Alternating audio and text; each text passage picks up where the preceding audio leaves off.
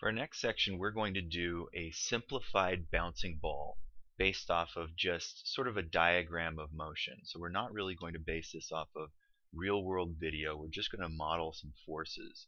But in order to do that, I'm going to provide a bouncing ball rig here that I've made in the model of other popular rigs that have been made, just to get used to the idea of operating a character rig as opposed to just dealing directly with geometry. There's no reason, by the way, that you can't do this next lesson, or in fact the next few lessons, with just a simple sphere.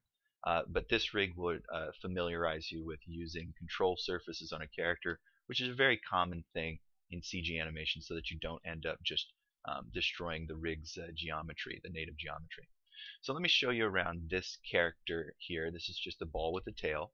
Okay, we're not really going to use the tail portion until later, so I have the ability to hide it down here. If you unhide tail control, all of it disappears, which is very nice. You can also just hide the geometry, showing the control surfaces that move along the tail.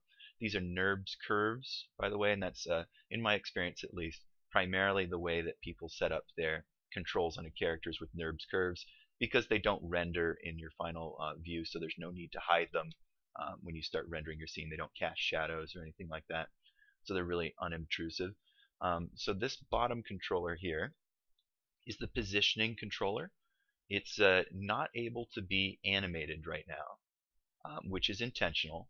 It's really meant to just place this object around the scene, scale it to a size that's appropriate. If you have more than one of them in the scene, you can size them differently, rotate it if necessary, but not really to animate it. You don't animate your character with your position or control unless you needed to do something like parent it to the deck of a moving ship or something like that. Really, this controller is just to place it in the scene correctly and then do your animation from there, or even like rotate the base of it so that you're going along a non-cardinal direction to make your animation a little bit easier. Okay, this red controller here, the red square, and I'm just going to go ahead and hide the tail controls for now.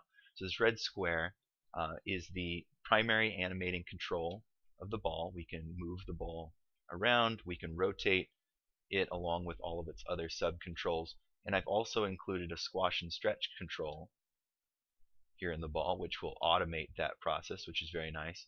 What I'm doing here, by the way, is selecting the channel and then middle mouse dragging left and right, which will change the value of any channel. You can do this with anything.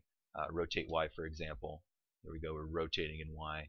And if you want to alter the speed at which you're changing this value with middle mouse drag, you can hold down Shift and middle mouse drag, and it will change the value more quickly.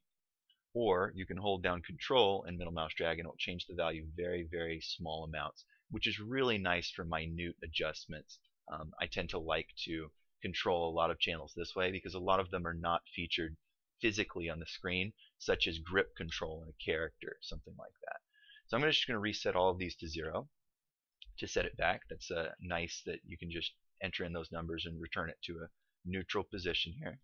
We've got a rotation controller here, which will roll the ball. This is primarily how I would roll the ball, just so that we've got this stable base here that doesn't need to flip around and move, and it sort of segregates the motion into two separate controllers to keep our graphs a lot cleaner and to keep our motions a lot more easy to predict. I'm just going to squat or stretch this a little bit and then show you that when you rotate, it's the texture on the ball, the geometry of the ball that moves inside of the squash, so the whole thing doesn't act like an egg. If you wanted it to act like an egg, you'd roll this one. Okay. Finally, this last controller up here is just for the direction of the squash and stretch. So if you wanted this to shoot off diagonally this way, you could bend it over there, or off this way, or however that you'd want it to happen. Do maybe an oscillating motion to make it look gelatinous or something like that. That would be really cool. Okay. Again, just something to keep things very clean and separated inside of the character controls, so it's very easy to predict what the ball is doing. And in fact, we'll use all three of these controllers in doing our basic bouncing ball exercise. Okay. Also notice that you can't select the geometry natively. You can't just click right on the geometry itself. That's on this layer here, the tail geo layer. R means that it's going to show the geometry. It's going to render the geometry, but it won't allow you to touch it. If I turn that off, we should be able to. Oh, that's the tail. I'm sorry, I'm doing the wrong layer. This one here is the ball. So if I turn that off, I should be able to select the ball. Please don't do that. You would probably break the rig if you mess around with this stuff too much and start touching the geometry itself. You can see that everything was a set-driven key. T is for template. It won't render at this point, but you can still see the effects. So just leave it on R there so that we can see the ball but not touch it.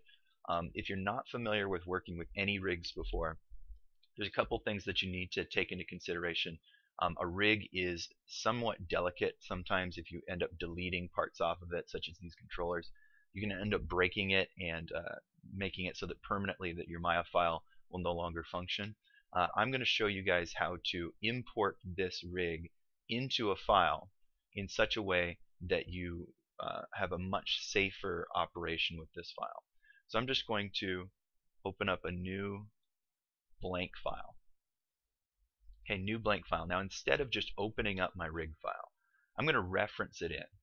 Okay, referencing is very, very helpful to connect a file together with your file, with your working file, in a way that doesn't alter the original rig file. So I'm going to go File, Create Reference. Okay, and it's just asking me to browse for this rig. I have it stored right here. Ball rig 2.1 is this particular version. I'm going to hit reference, and it brings it into the scene. We can see its joints inside of it. We don't want to actually view those, so I'm going to turn the visibility off for those joints. Joints will select above our hierarchy, so we want to make sure that those are hidden, and everything else looks to be functioning correctly. Now this file is showing our ball rig, but it doesn't actually contain the ability to change things about our ball rig, so we really can't break things about this. Also, it's a little bit limited how it can fit into the hierarchy, so be careful about that. This is more of a practice when you're working with multiple people in maybe a studio setting or something like that, where the person who has to work on the rig is going to have to reiterate and change things about it while you're animating on it. So this file is contained here in the reference editor. There it is, connected in the reference editor, and you have to bring that rig file along with your working file. So save both of them together. And if I uncheck this check mark, it will remove that file. All the animation is still stored on it once I load it back in. Just be careful not to save your file while your reference is unloaded. You might delete your animation information in that way. Okay, but rig files can be reloaded. You can put a new file in here, so we can create new references, all sorts of things that we can do here. It's a very, very powerful way to work, and a good way to make sure that you're working in some best practices that are used industry-wide.